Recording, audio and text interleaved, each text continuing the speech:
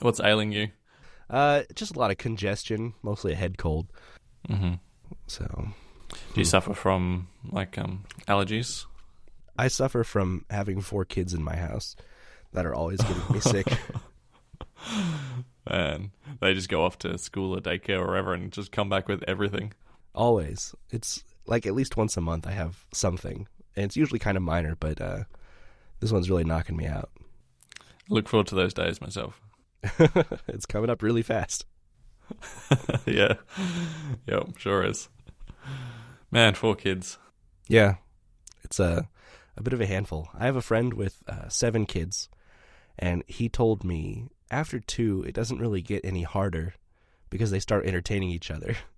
Right, I'm actually one of 7, so... Really? My mum says the same, yeah. Wow. I can't imagine that household. For her, it was even not a thing because she was one of 12 coming from like an Irish Catholic family who lived on a farm. Wow. So, 7 for her was small fry. Man, okay, so is that the Irish Catholic background, or is it kind of common for families in Australia to have, like, be larger? No, I think it's 100% the Irish Catholic part of it. Okay. Man, that's insane. Good morning. Good morning. An hour earlier than normal for me. Sorry. Yeah. Oh, that's fine. Yeah, daylight savings time always throws a wrench in our schedules. Kind of get used to something, and then we got to change it up again. Well, at least it's only twice a year. And maybe my backwater state will end up adopting daylight savings at some point. And then they'll put it at like a different date change from when yours changes, and then we'll be really screwed. Is it just your state or all of Australia that doesn't do daylight savings time? It's definitely my state and maybe some of the others, but the majority of them have the daylight savings. Oh, really? We still got a couple states that hold out on daylight savings time here as well. But yeah, it's not a big deal when I remember and like let you know that it's happening. It's the nights that I totally forget that it happened, and then you've been like waiting for me for an hour. Like, So certainly the biggest news of the past few weeks is that your president called Tim Cook Tim Apple. I loved that. I loved how Tim Cook embraced it and changed his Twitter handle to Tim Apple as well. Yeah, so he changed it to Tim and then the Apple emoji, but is that not a standard emoji or... it's not a standard Unicode character. I'm not sure because there are a lot of comments that if you weren't on an Apple device, you were just getting either a square or at some points it even looked like an Arabic character. Oh, really? Yeah, it's definitely not a standard Unicode character. It's something that Apple's OSs know how to handle and all the others don't. I just went to his Twitter page and he has changed it back to Tim Cook now. Joke's over. It was probably the what would you call it? Not an apology, but a sort of an explanation from Mr. Trump. Did you see the explanation? I'll just read it out. Yeah, go ahead. At a recent roundtable meeting of business executives and long after formally introducing Tim Cook of Apple, I quickly referred to Tim plus Apple as Tim/Apple as an easy way to save time and words. The fake news was disparagingly all over this, and it became yet another bad Trump story.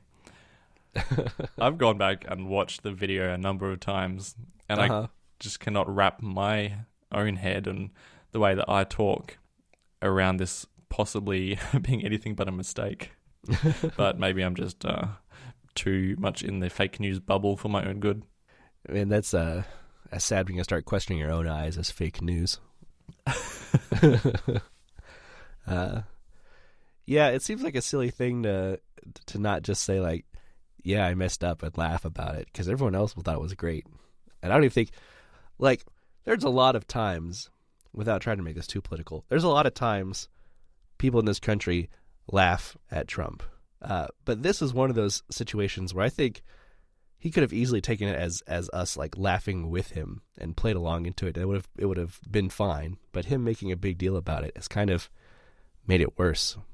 Yeah, I think it would have gone far better over if he just left it altogether. Just completely ignored that it had happened. I mean, it's not the first time that he's messed up someone's name. I think he's got quite a history of it. Yeah. I believe the Verge article mentions a couple other times. I, off the top of my head, don't remember any, but yeah, he's definitely flubbed some names in the past. So it's funny that he would try to defend himself this time. I just look forward to the compilations on YouTube, say in 3-4 years' time, of all the name stuff ups from Donald Trump. Kind of like how we have like George W. Bush, how he used to mess up sayings all the time. Yeah, that was a big deal. Now there are compilations on YouTube, and you can just go back and reminisce. There were some pretty good ones in there. Yeah, I think if we have a Trump one in a few years' time, it's going to be like 30-minute long videos at least. Fool me once, shame on you. You fool me, you can't get fooled again. I've heard, and maybe this is people like defending Bush more than it should be, but I've heard people try to defend that specific mess up as he realized partway through the saying that he didn't want people to have a recording of him saying "shame on me," and so because he knew that people would take advantage of having a clip of him saying "shame on me," so he quickly changed it. But I don't know if that's the actual reason or not. The look of fear in his eyes as he completely forgets the expression just tells a different story. Yeah. So. And was it that same clip when he then tried to exit the room through like a flag instead of the door? I don't remember. That's been a while. Anyway. So, yeah, I like that Tim Cook played along though. That was I don't know, a good gesture from him. Made Apple seem a little more playful in that instance. I found it quite interesting that the number of upvotes that these articles got was kind of way out of the norm of what you would normally see on the Apple subreddit. We're talking about 25k upvotes. So if we sort by, say, the past week, the next is only 8,000, and then the next one is 6, and that's Trump's response. But we're talking about an order of magnitude, like 4 times bigger than your normal article for the week. What do you think would account for that? Just a lot of the lurkers felt the need to upvote this single topic? I mean, besides the thread did get locked, so it did get a little controversial in here.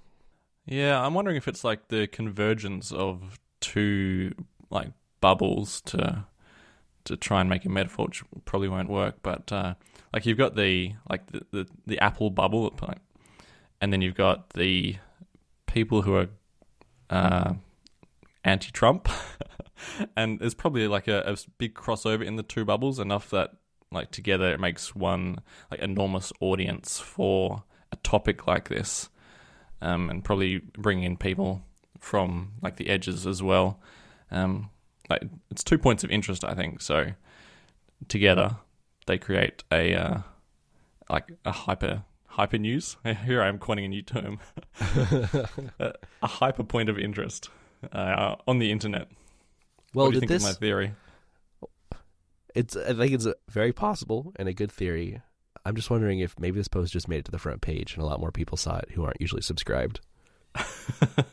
Way to stomp all over it. Yeah, especially considering it was locked. That's it seems a lot more plausible. Yeah, but to get to the front page, it would have had to have it would have had to have quite a few high upvotes rate to start with of upvotes. Yeah, maybe a bit of column A, a bit of column B. Well, the next topic is certainly more down our avenue. Is that the expression? Down our in our wheelhouse, something like that. But the long-awaited Apple March event finally has a date. So we're looking at March 25th. The invitations have gone out. And the tagline for the event is, it's showtime. Oh, I didn't know if you were doing a dramatic pause or you were setting me up to say it. I briefly lost it. I was looking through the comments like, I've forgotten it. Was it showreel? Was it showtime? And there it is in the title. So it's showtime. 2 words, show space time. I should point out, not showtime. Well, they definitely not left much to the imagination. They certainly haven't, have they? This most of their invitations are pretty cryptic. Maybe a very small hint at what's going to be announced. But this one pretty much comes out and says it, especially with all the rumors that's been going on for the last few months. So should we go through the possible products or services that are being launched, maybe Sure. one by one? Starting with probably the most certain service that's going to be launched is some kind of video streaming service. So Apple's version of Netflix or Hulu or whatever it's going to be. I'm going to rate this at probably 100% chance, considering the tagline and the rumors. And the question that remains is what is it going to be? Is it going to be a compelling product? Is it going to somehow involve an Apple Music subscription? Like if you're already paying for Apple Music, is this going to be included for free? That's my hope. Mm-hmm.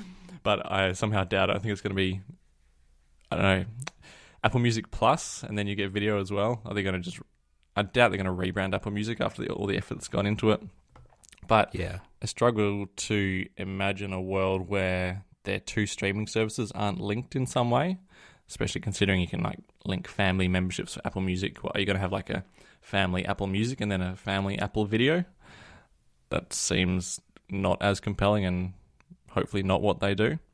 Well, do you feel like it should be an all or nothing package, or do you think that they'll have maybe an umbrella package you can subscribe to, but also if you just want bits and pieces, you can choose just get music or just get TV or whatever? I think it has to be standalone. It has to be subscribable as a standalone for people who just have no interest in Apple Music. But if there isn't a buy two get 30% off deal, then Right. that's a problem as well. Because And- Apple's strength here is that they already have, what is it? How many people subscribe to Apple Music? It's a lot. It's 50 million or something like that. Yeah, that number sounds about right. That's what popped into my head, but I'm not sure off the top of my head precisely. So to make a compelling offer to 50 million people already, that's a huge leg up for any new service that they want to launch. 56 million. Just There you go. Yeah. I wasn't too far off. yeah, that's yeah. And kind of tying into what else is almost 100% confirmed to happen, their magazine subscription. Do you feel like that should be tied in as well, or do you think that will be an entirely separate thing? Honestly, I haven't given much thought to it because it sounds like the least interesting thing I've heard from Apple. It does sound- shortly after the video service, but And this isn't the first time they've tried to offer newspaper and magazine subscriptions either. So it's not as exciting in new news. But for those that aren't aware, there's been rumors of that as well. And in the latest builds of iOS and macOS, there are references to their new magazine subscription service. So that's all but confirmed as well to be announced with their subscription packages on the 25th. so we're talking about 3 separate subscriptions. It would be bonkers if there wasn't some sort of all-in-one for a good price. Yeah, I think they should definitely offer some kind of just big package. But yeah, they have to be able to serve this piecemeal, because I bet at least 50% of the people who listen to Apple Music or will try out this Apple video service won't care at all about magazine subscriptions. Right. So, I mean, that's failed in the past for them. So I feel like they have to have some inclination that this isn't a very profitable market.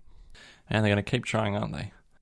Well, maybe the thought process is if it's bundled in with these other subscriptions, more people will use it. Yeah, maybe. I think people are just going to keep going to Reddit for their news. Yeah. So I can't imagine trying to read a PDF of a magazine on my phone. Which, Yeah, and a PDF as well. yeah, seems to be the format. That I makes mean, no sense. it doesn't sound like an enjoyable reading experience, but I can also understand how publishers would have to put in a lot more time and money to make an ebook of their magazine, whereas the PDFs. But these sorts of things have existed for such a long time. Like there was the app Zinio that Mhm. offered all the major magazines had digital subscriptions on that app, and they offered was basically a PDF, which you waited like 20 minutes for it to download because it's like this 400 megabyte PDF of a full color magazine. Yeah. And of course it only would really work on an iPad because it's just terrible scrolling through a PDF on an iPhone. No automatic flowing of text, or you can't really zoom into paragraphs because they're just too wide. Yeah, exactly. And this sounds like it's just going to be basically a rebranding of the texture app that Apple bought this time last year. So I don't expect much more over that base functionality, which was just PDFs. Just back on the actual video streaming service for a minute. Did you see the article from Bloomberg this morning? No, I don't think I saw anything this morning. Or this morning, your day. Actually, I'm not sure when this article was. It's pretty recent, though. Basically, the report from Bloomberg indicates that Apple is rushing to finalize deals with networks like HBO, Showtime, and Starz ahead of its event. That's really last minute. With apparently a Friday deadline, so we're talking about 48 hours, with Apple, in quotes, offering concession to secure deals. Oh. Certainly seems like a final hour push to put this together. Especially since they've been working at this for years. I'm surprised they're still like right up to the buzzer trying to sign deals onto this. Yeah, maybe it's they're waiting to get like a critical mass of other networks on the service, and the final holdouts were these three. They sent out the invitations to build a bunch of hype, and they go back to the networks and say, look how many people are excited about this. You have to be on this platform now. Look how many upvotes. I can't believe I just said upvotes. Look how many upvotes this has on Reddit. How can you not be part of this network? That sounds like something that I could picture Steve Jobs doing 10 years ago. So that's kind of neat to like build excitement and then leverage that authority to try to say, like, look, you need to be on this now. It's too late to back out. I'm actually not picturing Steve Jobs doing it. I'm picturing Eddie Q sitting there in like his Hawaiian t-shirt, shorts, and maybe a pair of thongs on the table, surrounded by executives in a suit. And he's just pointing at the Apple subreddit going, how can you not be on board? Man, out of everyone who's spoken at keynotes, in the last 10, 15 years that I've watched, Eddie Q never fails to be the most awkward person on stage. So yeah, he seems to be in a weird position compared to some of the other executives who, I get the sense, this could be way off target, off the mark. I get the sense he is not 100% committed to his job. And what I've got to base this on is that I often see him like in the Ferrari garage when I'm watching Formula One races. Oh, really? And I just get that quote, like, who has time to play golf, in my mind. And, I'm seeing Eddie Q like taking, I don't know how many days to go to another country and watch a Formula One race. Because I believe he's on the Ferrari board, or maybe the F1 board, I'm not sure which. Huh. So from that impression, and maybe it's just his personality as like his casual sort of presence that also gives that vibe, and I could be completely off the mark, but maybe he's resting on his laurels of previous deals such as iTunes. I mean, that's one of the biggest things he has going for him. Like, after iTunes, most of the projects that he was in charge of either got taken away from him or just kind of didn't do so well. I guess Apple Music is doing well since he's kind of in charge of all services. But I think of things like Siri had a great launch, and then it's kind of died since then. Apple Maps, which Scott Forstall took the fall for that, and I feel like he was not 100% to blame. I'm a big Scott Forstall fan, so I'd probably throw Eddie under the bus more than I should for Maps. But iAd, which was a great ad platform, and I'm really disappointed Apple shut it down. iCloud and other cloud services. Apple's notoriously had a hard time with cloud services. And then things like what is this? productivity and creative apps. So iLife and iWork, both which have been kind of dying in the last 5 years or so, haven't been seeing as many updates as they once did, and a lot of the iLife apps just kind of disappeared. iLife, doesn't that include Photos, GarageBand, and iMovie? Yeah. Well, so here's the point of contention. It included iPhoto, which is not Photos at all. Right. Okay. So, but it has been replaced by something arguably Photos, better. Sure. Minus some of the photo editing features that iPhoto had. iWeb, iDVD. I mean, iDVD can go away. It's old and it's past its time. But man, if Apple still made a modern way for people to make their own websites, that'd be really cool. I was disappointed when iWeb died. And I have to disagree. They said that iWork hasn't seen much in 5 years because they've made like a complete online, I'm pretty sure, like feature parody version of iWork, but on the web. I don't think anyone can use it and just collaborate, and iOS versions as well. It's quite a powerful platform. I definitely agree that the launch of the web versions of the app was impressive. I don't think they're at feature parity, and I don't think much has been done to the online versions of the app since they were announced years ago, which is my biggest disappointment. Right. But yeah, there are some features that have been added to iWork that I definitely appreciate. It's kind of starting to come in line a little more with like Google Docs, where you can have multiple people editing a document at the same time. That's super cool and useful and an expected workflow in today's productivity apps. So that's nice that exists. So maybe I just miss iWeb a lot, and that's it. Before we move on to the next topic, I think we should talk about what potential hardware we're going to see, because usually when there's going to be hardware, we're starting to see some real strong leaks of things. We've got maybe Guy Rambo finding like a little glyph in the latest iOS beta. Right. Yeah. But all we've really got to go on is like sketchy rumors from iPhoneHellers.gr, which early in February claimed that AirPods, AirPower, new regular iPad and iPad mini would all be coming out, and they did say what's the date? Pre-orders would start on March 22. So it's close, but no cigars with the date. I mean, the dates for the event is 25th of March. Right. And they're claiming 22nd of March for pre-orders and shipping on the 29th of March. So there's a bit of disagreement there. Yeah, it seems to be we're kind of getting to a consensus now that hardware, we're not really going to see much of it at this event. But Apple has a history of launching their lower-end iPads this time of year. And we've heard whispers about revamped iPod Touch, possibly, which I feel like could go in line with iPads. But yeah, we haven't seen any like model numbers we've seen some model numbers, but we haven't seen any real confirmations that we're going to see anytime soon.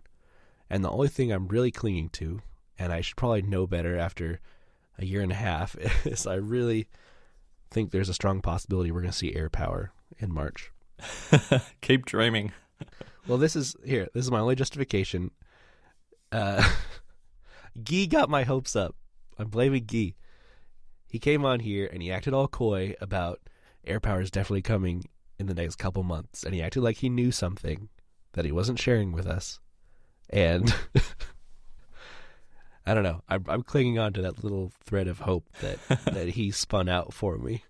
I'm actually definitely in your corner. I fully expect AirPower to come out in this event. Okay, good. There has been enough smoke via rumors, not via actual findings, that there has to be a fire. I think there has to be some sort of hardware at this event. I would be surprised if there wasn't. And like you said, March is like regular iPad event. Right. It's nearly always in March. Yeah, it makes sense. So is this event big enough for you that you're going to stay up for the middle of the night to watch, or are you going to wait to catch the news the next day? That's always the question. It's always the question. I think this caliber of event, it's going to be like a wake up at 5 o'clock and try and watch it before we podcast. Is it our podcast week? Yeah, it's probably going to be the day that we record. So. Oh, yeah, it is. It's the same week. Nice. Good. We'll have something to talk about. Yeah, I'm sure will. Last event, I think I got up at 1 a.m. and then got up again at 7 or 8 to do the podcast, and I sounded like absolute crap, didn't I? Yeah, but the 25th is a Monday, so we'll have a couple days. Oh, right. Oh, okay. But yeah, that was a hard day for you. All right, considering it's not podcast morning, then maybe I will get up and watch it. All right. Let me see. I like my schedule. I'm going to be at work, but I think that's it. I might have a meeting in the middle of that, but hopefully not. Did you use up a sick day today, or can you just push it to the 25th? I actually took a sick day on Monday, and I'm still not better. And okay. My son's getting a surgery on the 22nd, so I'm already taking a sick day for that. Okay. But back when I was hourly, and I didn't have to worry about wasting PTO on it, I always took keynote event days off. Made a big deal of it. I don't know if I would have for this. Like an iPhone event or WWDC, those are my two big ones. This, I probably would have tried to watch at work still. So I'll make it work. Next topic is from Mighty_Woodchuck, who says, I think Apple should make a green iPhone XR and call it Product Green. A portion of the proceeds would go towards green initiatives the same way Product Red works for AIDS. So he's talking about how the product's in parentheses. And Apple has all sorts of products that come out in a nice bright red color, and then some of the proceeds go to AIDS. Sure. Yeah, sure. This has kind of already been fleshed out in the comments, but Red isn't Apple's charity. It's Bono's charity that has partnered with Apple to make these products. So calling it Product Green probably wouldn't happen. But I could see some kind of, maybe a similar partnership with some other charity making a green device. I mean, buying into Apple already, you're already really investing in a very green company. But maybe putting some of that money towards a charity as well could do good for their PR. I don't know. That was my take on it as well. Like, do they really need to publicize their green efforts any more than they do? Yeah, they make a big deal about it. Yeah, and the name itself. Unless Bono comes out with Product Green, it's got to be called something else. Well, the most interesting thing for me that came with this discussion is how the actual Product Red name came to exist. Because in other partnerships that Red has had with other companies, usually the company's name is in parentheses. So typically what you'd expect to see would be like Apple Red with Apple in parentheses. But Steve Jobs just said, no, we're not ever putting Apple in parentheses. That's not going to happen. And they came to an agreement, kind of a middle ground. They're just going to put product in parentheses instead. So that's kind of an Apple exclusive naming scheme that, again, sounds like something exactly like Steve Jobs. So I thought that was an interesting bit of marketing there to keep their brand out of parentheses. So why, again, do the parentheses exist? It's just, I'm not sure what the origin of it is, but it's just been the way that Red had marketed their partnerships with other companies in the past. And Steve Jobs wasn't a fan of it. Like Starbucks Red, and the Starbucks would be in parentheses. Right. So, and Steve didn't want to see Apple in parentheses, so they came to this middle ground agreement. All right. Sounds fair. Yeah. I think it makes a bit of sense, I guess. Moving right along, the next post is ARM processors like the A12X It's not A1210, is it? No, A12X Bionic. I always have to double check myself. A nearing performance parity with high-end desktop processors, but the old truth of x86 superiority still lives strong. Did you read this whole article? I certainly read the article, and admittedly, a lot of it went over my head. But the reason I find this post interesting is that the article is basically pulled to pieces by commenters. Some even harshly is the right word for it. Let's see how this comment starts. Let me guess, you're a programmer. This is addressed to the author of the article. Let me guess, you're a programmer, but mostly JS, and never assembler or even any compiled languages. The article's explanation is far too loose with the facts and blah, blah, blah, blah, blah. I actually spent so long reading this article, I didn't even look at the comments. It's a short story. It is, and it's well written too. It is very well written. I can definitely see where some people are coming from. That actually worked down at the assembly level. But I think the main gist of the article still stands, and that's, I mean, he definitely concludes it with still saying x86 is still superior for the time being. And the thought is just that ARM is improving at a faster rate and adding new features at a much faster rate than x86 has for a long time. And so it's going to surpass it. And I think that's inevitable. I think a lot of people aren't going to be happy about it, especially people who program down at the assembly level. But I think, especially for consumer devices, it's inevitable. Right, yeah. So, yeah, his summary is still on point, even if some of the facts or conclusions further up are a little bit loose. But the gist of his summary is that, just over time, ARM will start to take over from x86. And as he points out at the end of the article, and we've discussed on this show in the past, Apple's already putting ARM chips in computers that some of the processing work is being offloaded to. And I think the writing on the wall is that the amount of work that's going to be offloaded to that chip is just going to keep increasing until that ARM chip becomes the main processor. And that could be this year or next, which I still kind of expect to see in a MacBook form. But maybe a full iMac with just a ARM main processor we don't see for 5 years or so. Yeah, or I wonder if Macs are just going to slowly die out and iOS takes over. No, I'm kidding. I take it that you're enjoying your iPad-only life? Yeah, I sure am. It really does blow me away still how much faster it is to do most things that I do. Certainly not all things, but most things that I do are now faster than how I was doing them on the iPad, on the MacBooks rather. Right. I mean, even something like, say, checking a Facebook group. I mean, I'm part of an admin of a few Facebook groups, and opening Safari, going to Facebook, and then Facebook in Safari is just kind of a dog to use. It's really slow. Whereas on iOS, it's just like open the app, click on the groups, and it loads in 2 seconds. Whereas it's probably easily like 5 times faster than doing it on a Mac, just for something like that. Sure. And kind of anything that has a native app just seems to be a lot faster than trying to do it in Safari.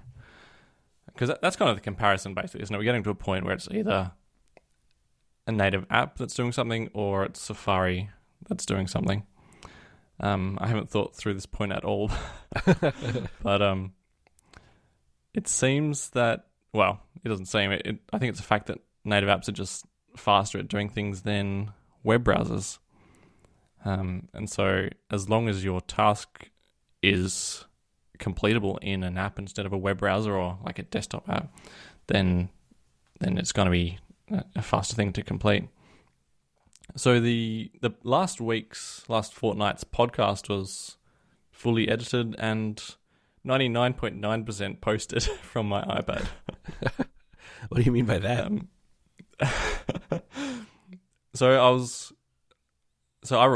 just like edit an XML file myself to post it. I don't have any like content management thing that's, upload an MP3 and it does all the work for me. And I got to the point where I asked for the byte size of the MP3 file, and I could not work out. I only spent 10 minutes, but I just could not work out how to find the byte size of an MP3 file on iOS. There are certainly apps that do it, but nothing I had was going to give me that information. So I just like airdropped the file to a Mac and then checked the byte size and then went back to the iPad. So that's why I say 99.9%. Right. Yeah, those are the small things that you don't think about that you really miss when you leave for iOS as your main device. That's right, yeah. So it means I have to think of a workaround. So what I did during the week is I actually migrated the hosting to Anchor, and now I don't have to worry about what the byte size or the length of the MP3 is because I just give it the MP3 file and it does the rest for me. So are all of our past shows moved to Anchor, or is it just starting with this show we're going to be on Anchor? Everything now is on Anchor. All the past shows. Yeah. I don't know if we want to get too meta, but all our viewing stats and stuff are going to be from Anchor now, and yeah, it's basically... I don't know a lot about the host now. But I've heard good things, so this is an exciting move. Yeah, and I was a little bit apprehensive with the whole, Spotify buying Anchor, and then Spotify has exclusive shows that aren't just available via RSS, so it's kind of right. Not a takeover of podcasting, but it's a little bit hostile towards open podcasting. So that's why I really gave it some thought and kind of passed it by you as well to see what you thought. But in the end, convenience just won out. Isn't that how it always goes? Yeah. We'll trade all of our privacy for a Facebook account, sure. Exactly. The world is about compromises. And as it stands, I don't think there is a real threat to open podcasting on, this week at this time. But maybe we'll have to reconsider it.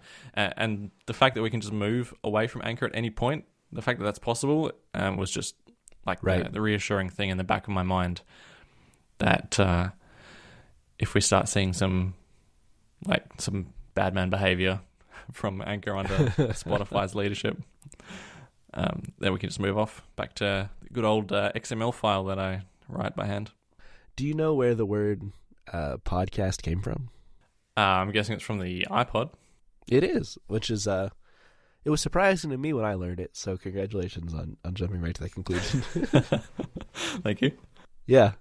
So I wouldn't give Apple full credit for pioneering the format, but podcasts on iPods are what kind of helped it take off, and that was the first real way that consumers had convenient access to this kind of media, and so that's where the name came from.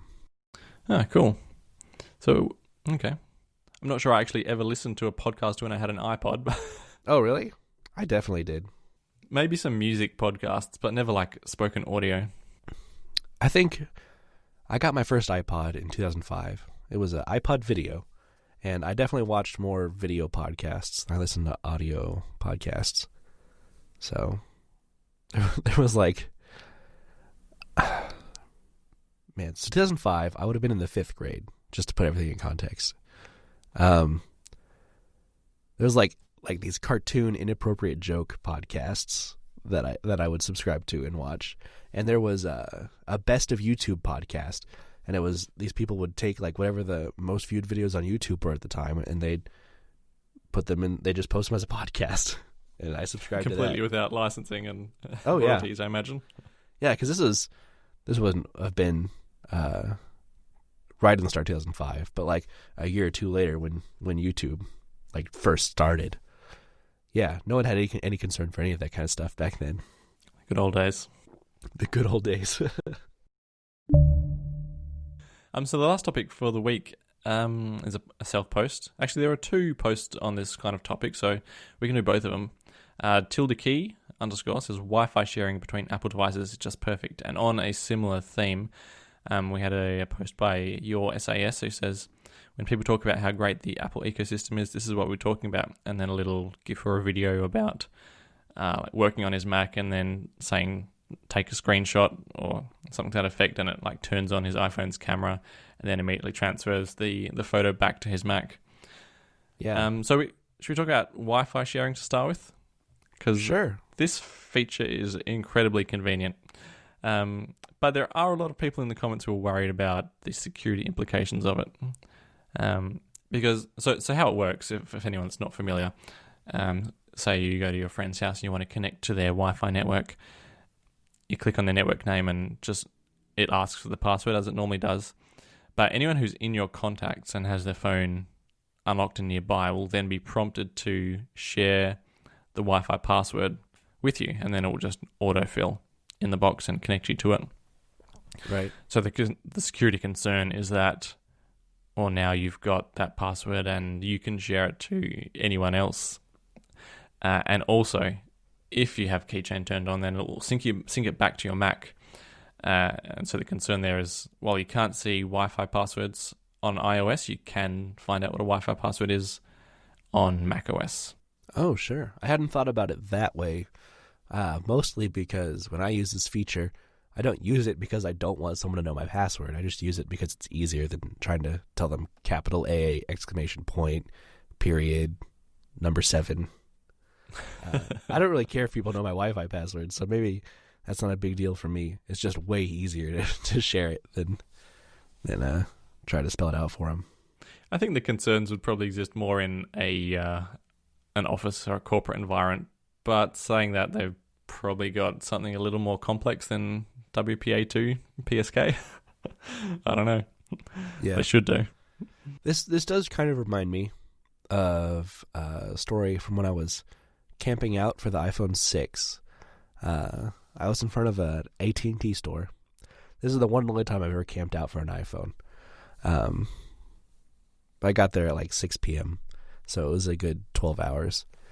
And the store hadn't quite closed yet. And one of the employees came out and offered. I had my laptop. I was in college, so I was working on like a paper or whatever. And he offered to put in the store's Wi-Fi password for me so that I could do my research or whatever while I was waiting in line. And so he put it in and walked off. And then I just looked at what the password was and told everyone else in line so we could all have internet. You would have made some friends that day. It was a great experience. Like, camping out was like, everyone was happy. It was fun. And I would do it more if I didn't have life obligations. Maybe if Apple releases their foldable phone, then we'll be compelled enough to come camp out again. There you go. I actually think the reason I ended up camping out in that one specific case was I was on like really crappy campus Wi-Fi when the midnight ordering started, and by the time I got in, it was already like back ordered by a few weeks. And so I tried my luck camping out instead of having to wait a couple weeks for a phone, which is the worst thing in the world to me. Oh yeah, sure would be. Yeah, so maybe in that case I can see where sharing passwords is a bad thing or potential security risk. But honestly, if you're so concerned about someone knowing your password, you shouldn't be giving it to them in any form anyway. So right, and yeah, telling someone by word of mouth, if they've got a good enough memory, they can just pass it on anyway. If it's a simple enough password, they can just turn and tell it to, Mr. X who's waiting outside. Yeah, it works the same way. No different from just sharing it from their device. And if you tell someone word of mouth and they put it in their phone, it still syncs to their Mac, and they still have it to save for later. So, like, using the share password thing versus spelling it out for them, there's not a inherent risk that's greater than the old-fashioned way. And the other topic was basically handoff in action. So a lot of people still don't really seem to know about this feature. Actually, I think it came in Mojave. Continuity camera is a newer one. Yeah, that's what it's called. Continuity camera. It has such a catchy name as well. It's pretty clever. This surprised me a bit. I expected to click into Quinn's Twitter feed and see like people like, yeah, this is great, this is really cool, but it was like mostly people saying, this is dumb, why are you tweeting from your computer? Missing the point completely. Yeah, it's like, I have Dropbox, it does the same thing. Like, it's not even close to the same thing. It's not. I mean, the old thing that I used to do is take a photo and then wait for iCloud Photo Library to sync it and then like export it from Photos, which takes like a lot longer. I mean, it's certainly quicker to airdrop something too. So this is basically like a well-integrated version of AirDrop at this point. Yeah, my old workflow was take a photo, wait for it to upload to iCloud, get frustrated it's not happening fast enough, airdrop it to my machine, and then save it in Photos and have two conflicting files of the same thing. Right, exactly. So, yeah, the ability to take a photo and have it immediately inserted wherever you want, I haven't used it a lot. I've used it to scan some documents in the past, but it's super convenient. I have to just comment, when you take macOS out of the iCloud Photo Library equation, everything just seems to work really nicely. My device is just always in sync and I'm never waiting for something here or there. We need to bring back iPhoto. iPhoto. That didn't have iCloud Photo Library. I did not like iPhoto for the fact that you had to put everything in an event. Like, I just take random photos. Like, not every photo I take is an event. So I just end up having like March 2019 as an event and February 2019, and every month would have its own event. And then interspersed with all of those would be like actual events where you go and do something. I mean, iPhone still kind of does that. If you go into your Photos app and start just hitting the back arrow, you go back to like events. It's like a week worth of time or a few days, or a location where you took a bunch of photos, and you keep going farther out and you get to years. So, I mean, the kind of mentality of like photos are all grouped together in events still sticks around a bit. But it does it all automatically, so you don't have to worry about it. Yeah, it was a lot of... Like, the thing I remember the most about iPhoto was manually going in and assigning everyone's faces in a photo. Like, these 3 people are in this photo, and these few people are in this photo. And, like, manually draw a box around where their faces were. And it allegedly had the ability to recognize faces a little better, like the phone does now. But it was never very accurate. And I was like a little OCD about it. Like, every face has to be identified. So I basically went through and manually did it. Right. The annoying thing about faces, I mean, it's good and bad, but it's done on device, isn't it? It's not like the face database is synced between devices. So, and for some reason, well, at least it seems to me, that every time I get a new device, it doesn't really... I mean, it's supposed to sync faces from other devices just through... I'm not sure what that technology is called. Like, do you remember what it's called? It doesn't like actually sync the face data, but it syncs like some metadata that lets it recognize what you've already tagged. Oh, I have no idea. No idea? Okay, I could be just pulling that out.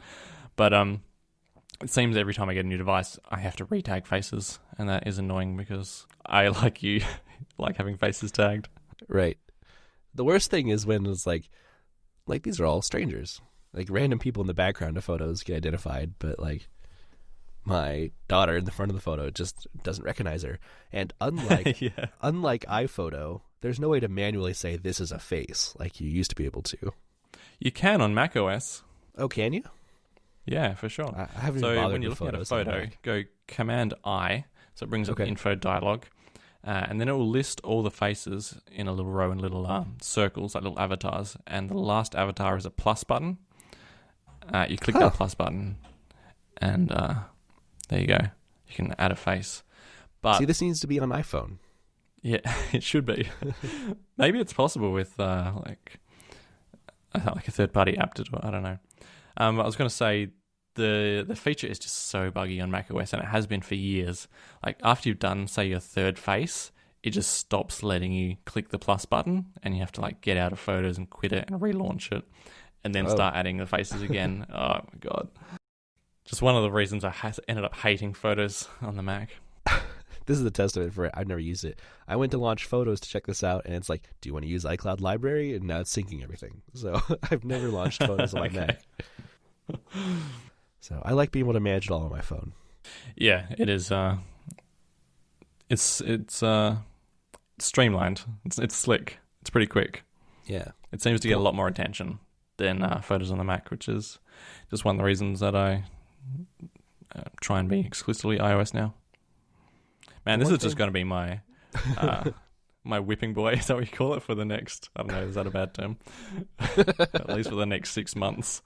Look at me on my iOS device, so high and mighty. You're just going to be a proponent for the death of Mac OS. Yeah, I will. What's a computer?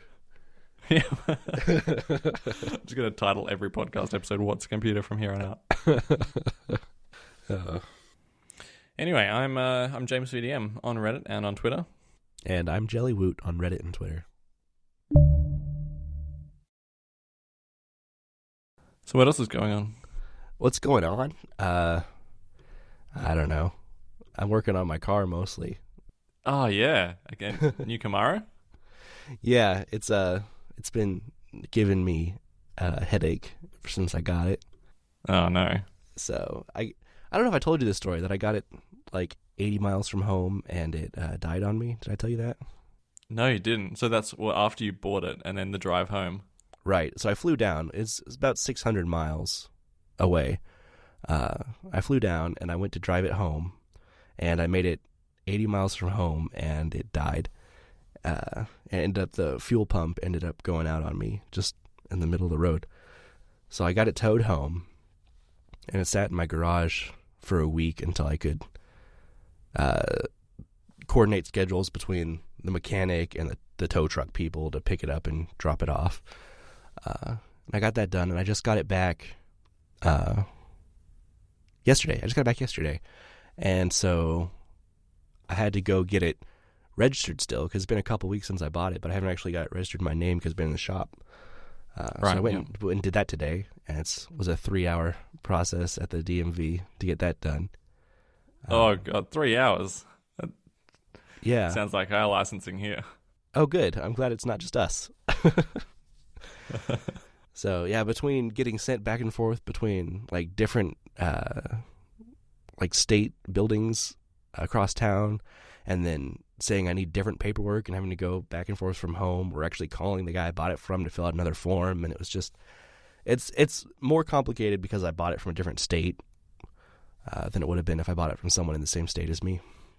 Right, that always adds a little bit of complexity or another form to fill in, doesn't it? Right. So I got that done, and the car is registered in my name, and bringing it home from the DMV, and my brake light comes on, not like an ABS light, which means the ABS is broken, but just like the regular brake light, which means like the pressure in my brake lines is bad. Right, like the parking brake light. Yeah, like that, except my parking brake wasn't on. It's the same light though. So I get it home, and I park it in the garage, and I'm looking at it. I'm pressing on the brake pedal, trying to see if there's a leak, and like there's a puddle of brake fluid forming under my driver's side tire. So I scheduled an appointment tonight to bring it into the actual Chevy dealer Saturday morning to get a brake service done on it. And it might be a bad line. I might need a caliper replaced. I don't know yet. But it's just, I haven't even got to enjoy it yet. Just one thing after another. So what sort of age and mileage does this car have? The car is a 97. It has 76,000 miles. Okay. Which isn't too bad. So it's not like an old thing. Yeah. No. I think the biggest problem with it is I bought it from the second owner, and the first owner was an older man who really enjoyed it and took care of it. Like, he saved every single, like, all the window stickers for it, and he saved every receipt from every time he got it serviced, and he has a notebook. That's what you want. Yeah, he has a notebook in the glove box that says every time he got gas and how much he paid and what his fuel mileage was. No way. Yeah. That's so he really cared about his car, and he took it on quite a few road trips from what I can see from his fuel up notebook. And then the next guy bought it, which is a younger guy, probably late 20s, early 30s, and he had it for a couple years and didn't really drive it at all. Like, put less than 5,000 miles on it, and it just sat in his garage for a few years. And then I went and bought it from him and immediately tried to take it on a 800-mile drive. I think there's just a lot of parts that have worn out from sitting, and so it's Right, kind of okay, expected. yeah, so, like, the rubber's kind of not had any, like, heating and cooling cycles, and it's probably, like, started cracking a little bit here and there, and I'm definitely no mechanic, but, I can just imagine that, sitting for a while sometimes seems even worse than driving it regularly. Like, when that old guy had it, and you said he took it on a road trip, that's, like, the best sort of driving, the best mileage you can put on a car, isn't it? Like, just long, steady journeys without too much stopping and starting. Yeah. So it's been cared for. It's just sat for too long, and so these repairs are expected. It's just frustrating to happen back to back. And you're taking it to the dealer. Isn't that more expensive than just taking it to, like, your local hole in the wall? I thought you said that's where you went usually. Yeah, it is. That's where I got my my fuel pump replaced. But I don't know. I got kind of frustrated with my mechanic with getting the fuel pump done, because I went in to talk to him to get an appointment scheduled. I'm like, this is what's going on. It died on me on the way home. I'm 98% sure it's the fuel pump. I can't hear it kick on. It just needs to be replaced. I've already checked the fuses and relays. And so we scheduled an appointment for me to bring the car in a week later. And I get a tow truck, and we bring it out there. And it sits for a couple days just outside his shop. And then he calls me. He says, so I checked your fuel pressure, and your fuel pump's not working. And I need to order a fuel pump, and it's going to be here in like 4 days. Like, well, you've already had a week and a half at this point to order a fuel pump. I told you that's what's wrong. Which I can kind of sympathize with, because I'm sure every person that brings their car in says this is what's wrong, and they're wrong like 90% of the time. But I have an established relationship with this guy, and he knows I know what I'm talking about when I bring cars in. So that was frustrating. And then he gets the fuel pump in, and it sits for a few more days and over a weekend, and I keep getting told it'll be done today, and it's like 3 or 4 days, and I don't know. Ended up being a little over $1,000 total to get the thing fixed, which is already insanely expensive. He told me like 500 some bucks for a fuel pump. That sounds like a lot. It's a lot. Don't cost that much. Yeah, fuel pumps shouldn't cost $500 some that he charged me. The labor I kind of understand, because you got to take a bit of the exhaust out and drop the gas tank, and it's kind of a hassle. But the part itself shouldn't have been as much as it was, and I just want it done. And I know most of the time, if you take a car to a dealership, they'll have it done like the same day or the next day, because they have the parts on hand most of the time. So I just thought I'd give them a shot and see how I liked that experience versus my most recent one with my mechanic. That's actually an experience I've only recently discovered, like in the last few years of car ownership. Like, I bought a car that wasn't like 5+ years old. I bought a car that was like 2 years old, and then just because it was in warranty, just took it back to the dealer. Right. And it's a completely different experience. Like, you drive in at 8 o'clock, and you can literally like sit in their waiting room and drink coffee until the car's ready for just a regular service. Right. As opposed to the old fashioned, like, drop it off and then catch a bus home and then pick it up like 3 days later. Yeah. So I'm nice. I'm giving this dealership a shot. I don't have any experience with them, but we'll see how I like it. I might start using them. So is a Camaro an exotic car over there? Because certainly in Australia, it's an exotic for sure. No, I wouldn't say that at all. I mean, Chevy is technically an American brand, even though none of the cars are made in America. Camaro's really popular. Camaros and Mustangs they're both, like, they compete with each other. They're competing brands, but they're both also very, very common cars, not only as, like, motorheads who have, like, really fast and tricked out ones, but there's, like, 4-cylinder Camaros that people just drive every day, and I see them. They're probably, every dozen or so cars on the road, I see a Camaro pass. Oh, really? Okay. Yeah. Right. So I mean, when I think of Camaros, I think of, because I don't think they made, or at least used to make, a right-hand side drive, or like an Australian version. No, a left-hand side of the road, so a right-hand steering wheel. Mm-hmm. So often you'll just see these cars, and they had to have by law a big sticker across the rear window that said left-hand side drive vehicle. Really? So it was nearly always a Camaro or some American car that had these massive stickers on the back window. It just looked hilarious. I don't see the stickers anymore though, so I think they're just driving around as they are without the sticker.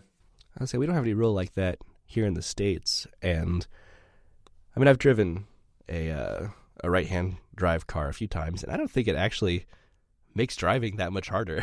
Like, I don't know why you need a big warning label. Did you drive it on like the opposite side of the road as well, or was it in the US? No, it was in the US. Okay. Okay. That would throw me off more than driving on the right side of the car. Would be trying to get used to driving on the opposite side of the road. I'd definitely mess that up a few times. Right, yeah, I have definitely.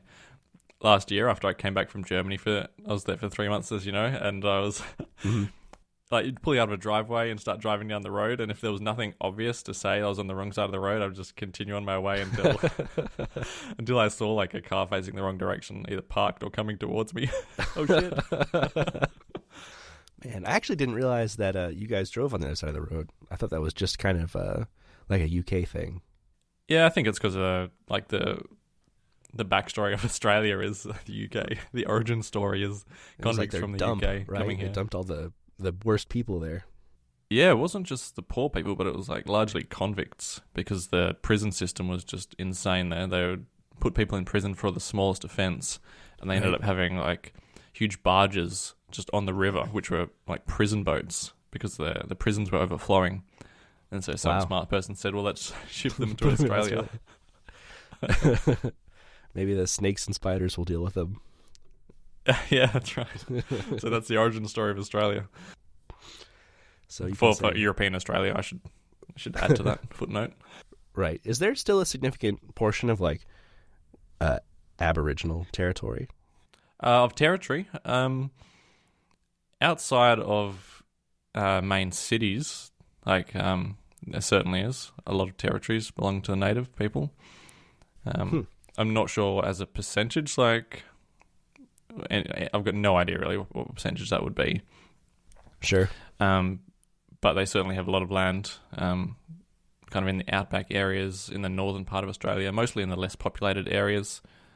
Right. It's pretty much exclusively where they are living.